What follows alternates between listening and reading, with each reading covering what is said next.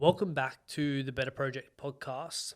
Another solo episode this week. I have no notes. I'm not sure what this episode is going to hold. I had the feeling to come into the studio, play some music, and just speak into whatever comes up for me. And I think where I want to start and what's coming up right now is just the last 7 days for myself. It's been really big.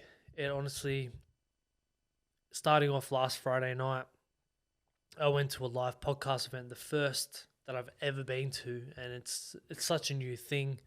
A couple of podcasts are starting to do these live shows, these live podcasts, and the main reason I bought the ticket was to see what it's like because that is actually something that I would eventually love to do with the Better Project.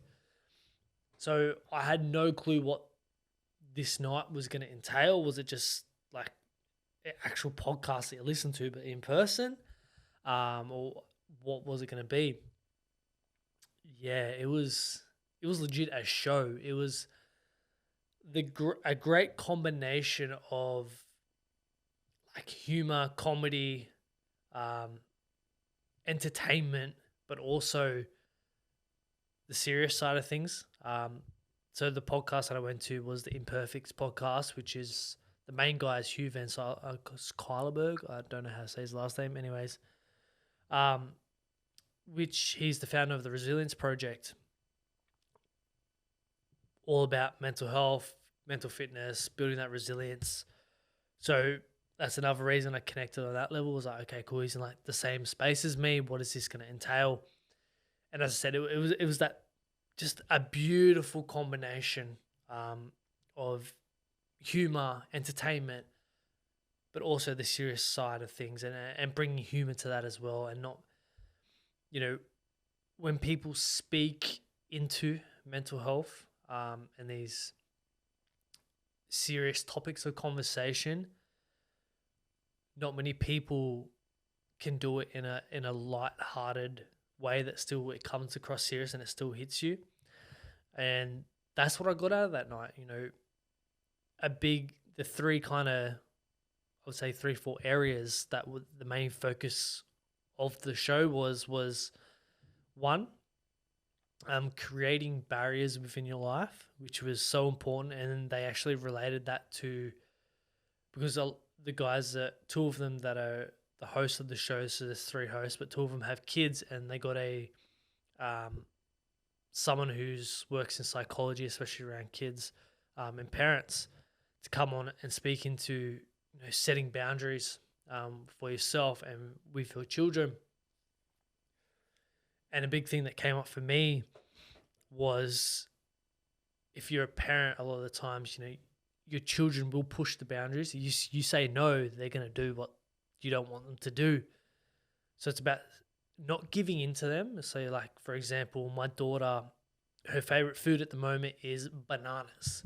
And anytime she wants food, it's nana, nana, nana. Like, she wants a banana. And a lot of the times, like, I give in. I'm like, yeah, okay, cool. If we have bananas, I'll give you a banana.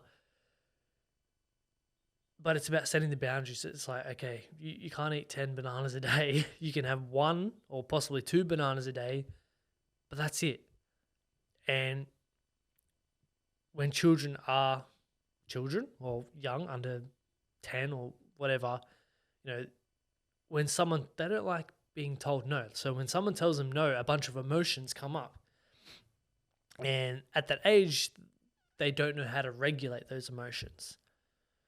So by setting the boundaries, it's not about saying no, like you're not having a banana and not giving a reason. And I think, to put this into context, a great example that they gave was, as an adult, we work our jobs, but if you went to your boss and said, hey, like, I want a promotion, I've worked so hard for this promotion, and all your boss did was say, no, sorry, goodbye, get out of my office, no, without giving any reason, or without, sitting down with you and seeing how you feel about it and seeing how you can actually work towards getting that promotion. It's the same with kids. If you just say no and not give them a reason and neglect their feelings, they don't feel heard. So they feel like they can't even express themselves because no one's listening to them. So they made a great point is by setting boundaries, by saying no, when they get upset, it's like, okay, cool. How do you feel about this? All right, you're upset. Why is that? Yes, it's unfair that you can't have a banana, but you've already had 2 today. So why don't you just wait and we'll have one tomorrow? It gives them a voice. They feel like they're heard. So then when they grow up, they go through their teenagers years, they become adults. They know how to set boundaries for themselves, for people around them. They know how to speak their truth, and if they do feel uncomfortable or they feel like they need to set a boundary, they can openly speak about that. Because even myself and so many people, even you listening, we feel uncomfortable setting boundaries because one, we could be people pleasers. We're like, oh, I don't want to let that person down. I'll just do it anyway. Where does that get us? We feel resent. We feel unhappy because we've got to do something that we don't want to do because we never felt comfortable setting that boundary in the first place. Or a lot of the times, example is someone asks you to do something and you feel like, oh, you should say yes. So you say yes. And then the day before, like the whole time you never wanted to do it, but the day before you pull out and you say, sorry, I can't do it. And then it makes you look like even a worse or a bad person because you've said yes this whole time and then you pull out the day before. Instead of going back to the beginning and setting a boundary and saying, sorry, I don't really want to do that. Maybe you should find someone else. Solves that whole issue by setting boundaries. So that was one of the first areas they spoke about. And then they spoke into vulnerability, which, sorry. Oh, God. They spoke into vulnerability. Now, for me, I say this time and time again, vulnerability breeds vulnerability. But they expanded on that a lot more. Yes, vulnerability breeds vulnerability.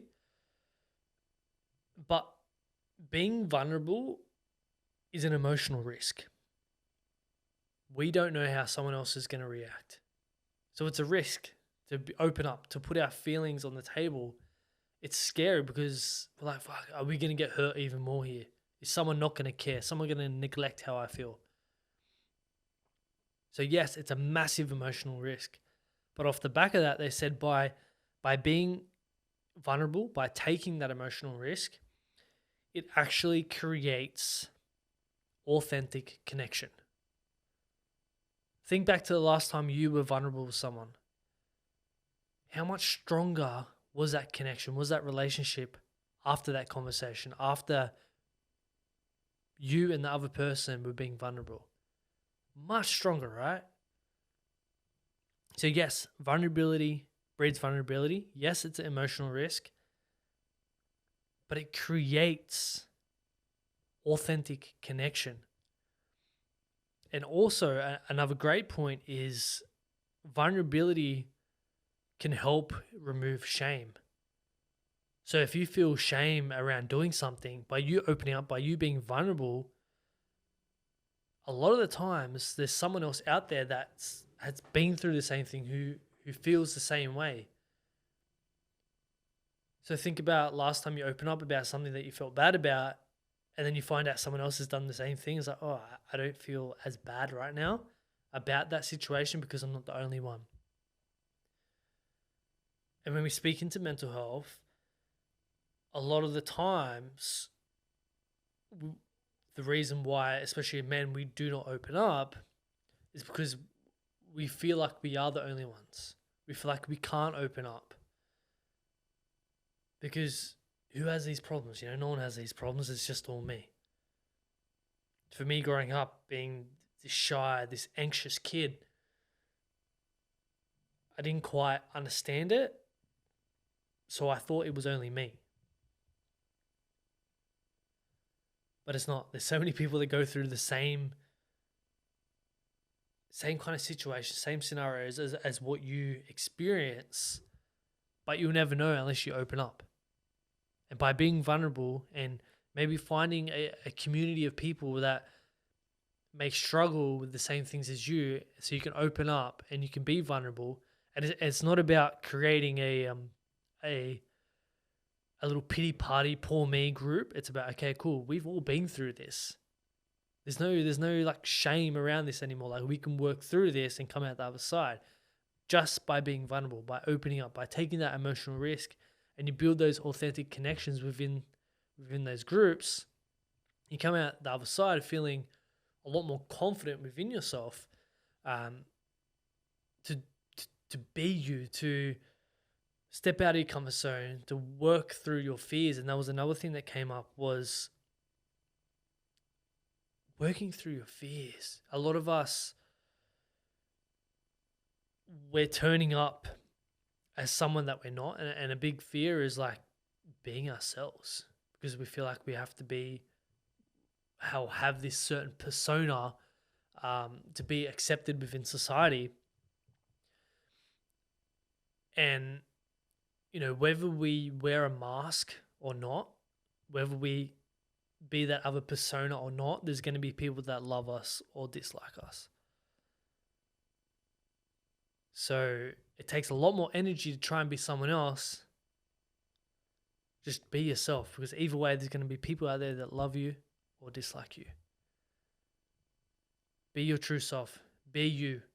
And I think that's the one that really hit me, because even myself, I feel like at times I can put on this persona and I cannot really tap into who I truly am. And I was thinking about this today, on my drive for work, and what came up is I used to speak, when the topic of alcohol would come up, I would be like, yeah, I don't drink because it brings out this other side of me that I don't feel comfortable with, and I feel like that's not me. In reality, that side of me that comes out when I drink is actually my true self that comes out. Like, I'm talkative, I'm the life of the party, yeah, maybe a bit over the top, but still a lot of what's inside, that true me, comes out, because I remove the fears, I remove the judgments of other, thinking about what other people are thinking about me. I remove all those thoughts that I just express who I truly am. And it really got me thinking of, wow, maybe I really need to start tapping into who I truly am. And I feel like we're always growing, we're always evolving. But deep inside, I am that big kid. I love having a laugh, doing jokes, and yes, sometimes I can push it too far. But that's who I am, and sometimes you have to be unapologetic, unless you're physically hurting someone, but you have to be unapologetic for being you. Like, don't be a dick, don't physically hurt someone, don't go out there to emotionally hurt someone, but speak your truth, speak what you truly feel, what you truly believe. And not everyone's going to agree with it, and you're not in this world to be agreeable, to be liked by everyone. You're here to be your true self, to go out there to achieve the things that you want to achieve, not let fear, anxiety, like all these things hold you back that held me back. Life is too short, and I say this, and it's so cliche. I could walk out of this recording and, go to pick up my daughter this afternoon and be in a car accident. Like, we do not know what is on the other side. What's going to happen the next day, the next hour, the next week. Like, we just don't know. So just be in the present moment. Live every day like it's your last. Be your true self. As I said, it's a lot easier to be your true self than to try and be someone else, because that person's already taken. There's only one version of you. So we had barriers, we had vulnerability, we had fear. And another thing that they they spoke into, and what I loved is what I mentioned before is mixing in like the humor side of things when it comes to these serious conversations. Speaking on mental health, speaking about vulnerability, speaking about barriers, speaking about fears. It doesn't have to be so serious. This is where I think a big part of the stigma comes from, and why people don't feel comfortable actually speaking about these things. It's because it is so serious. Like, why can't we have fun about it? Why can't we put humor on the table when we speak about or speak into these topics? Yes, mental health is serious. Yes, anxiety is serious. But fuck, let's laugh about it. Like, we all have our own struggles, right? We all have our own traumas. Some more serious than others, but we all have our own shit. And if we can openly talk about it, if we can feel comfortable and create safe space for other people and for ourselves to be vulnerable, coming back to vulnerability piece, if everyone's opening up, if everyone's, feeling comfortable in being vulnerable, the world is going to be a much happier place. Because we're not going to be bottling up all our shit to the point where it bursts and people let a short-term emotion dictate a long-term result or long-term decision, which could be taking their own life. So a big thing for me now is turning up as my true self, having fun with this podcast, getting guests on. Yes, diving deep, diving into the shit, being vulnerable, but having fun with it. We all have that inner child, and a big thing for me, especially now being a father myself, is I look at my daughter and she's just full of life, full of laughter. She doesn't give a shit. She falls over, she falls off the lounge, and she may cry for a second, but she gets up and she does it again. Like, she doesn't care what other people think of it. If we can tap into our inner child, not give a shit what other people think, just be our true selves, go out there, do the things that we want to do. Imagine how much of a happier life you would live, how much more fulfilled you would be in life. Now, coming back to the vulnerability piece, that's another big thing that I feel like I may be holding back on, is, especially on this podcast, is yes, I do open up and I do speak into, my experiences and stories throughout my life and my struggles. Even myself, I feel like I can dive a bit deeper. If I can be even more vulnerable when it comes to how I'm feeling. And to be honest, right now, I'm loving the journey, the path that I'm on. Fuck, I am tired. Like, I am in a period, in a season within my life where I am just on the grind. Looking after my physical body, going to work, being a dad, being a partner, being a business owner, being a podcaster. Like, yes, I've created this for myself. I'm not sitting here complaining. But the bigger I grow in these aspects of my life, these areas of my life, the more struggles, the more anxiousness comes. And I'm so grateful that I have the tools to be able to better combat it and to better deal with it. But fuck, it is hard. Like, people sit there and they complain about going to their 9-to-5 job or whatever they have to do. But you get to go home, you get to clock off, you get to not care. 24/7, I am caring about stuff. I'm trying to build an empire here. I'm trying to build a legacy. That's around the clock work. It is tiring. It's not meant for everyone. If it was easy, everyone would do it. don't get me wrong. I can easily give up. I'm like, okay, cool. I'm not gonna worry about building the business. Don't do the podcast anymore. I'm just gonna go to work, come home, be a dad, pay my bills, and just go through life like that. Nothing wrong with that if that's what you want. For me, that is not what I want. But I'm just being honest. It is hard work. It is tiring.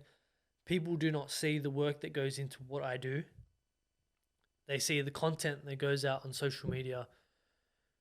They see me going out and filming retreats like I did on the weekend and being in the mountains, being in the bush. Yes, I love all that. Yes, life is great. Super grateful. But it's fucking hard. But I know it's all going to be worth it. Because I know. I don't feel like there's never an end, but I feel like after this season, I'm going to really start to reap the benefits of slogging away. Early mornings, getting up, training, work, dad life, podcast, business. It's all going to start to pay off. And for me, this solo podcast, I've been recording for 20 odd minutes now. So if you're still here, still listening to this rant, super grateful for you. This is what this podcast is going to be about. It's just about me diving in, being vulnerable, turning up as my true self, having a bit of fun with this, and just sharing my journey, what I'm learning, so then you can learn something off that and implement that into your own life. So yeah, this is what come up for me today. Thank you once again for listening. If you got something out of it, like, share, subscribe. I really, another thing that I'm not really, I shouldn't say I don't care, but there was a big period where I would be focusing on and likes on subscribers and followers and all that stuff, and that's great. It plays a part in helping me grow, and I would really appreciate if you could do all of those things. But I was getting so caught up in it, and I'd put myself down if an episode or content wouldn't do well. And what I'm starting to learn is it's not about the likes, the followers, the subscribers. Like, it's about the journey. It's about the story. And this really hit home on this week's episode of the Better Project with Bomber. He says, like, what about the story that you can share to your grandkids? Of all the struggles, all the obstacles that you have overcome to become the person that you are today. And for me, documenting the journey, doing these podcasts, vlogs, all that stuff, like, even my daughter, when she gets old enough, for her to look back, to look at all the work that I've put in to achieve the things that I want to achieve, to put our family, to put her and her future siblings in a position where we have the financial freedom to do what she wants, you know? Like, that's what it's about. Like, setting yourself up, setting your family up, creating the lifestyle and the life that you want.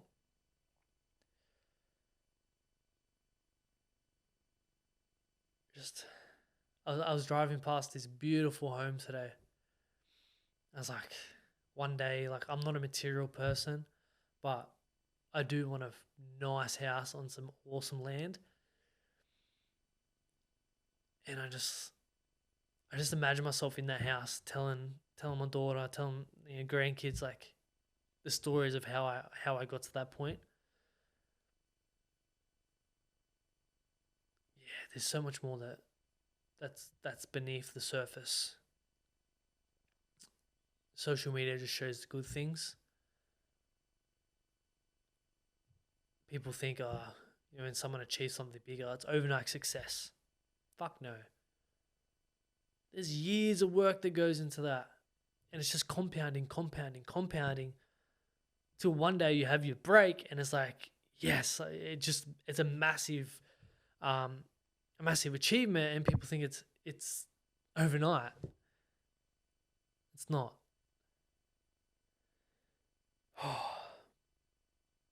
Yeah, I'm just thinking about the stories that I'm gonna be telling future generations. Just trusting the process. These episodes are just for me to document the journey, and if you get something out of it, you get something out of it. It's like this is like my weekly kind of reflection, I should say. Yeah, that's what we'll call it, weekly reflection.